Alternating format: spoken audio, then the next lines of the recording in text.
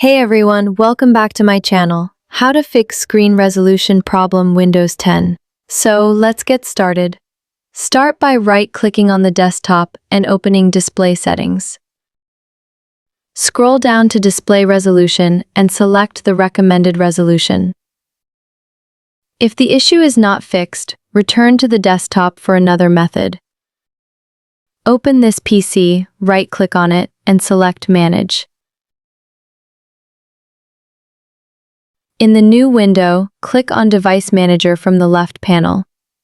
Expand Display Adapters to see your graphics card, for example, NVIDIA GeForce GT 740. Right-click the graphics card and choose Update Driver. Select Search automatically for drivers and wait for the update process. After updating, return to the desktop. Your screen resolution problem should be fixed.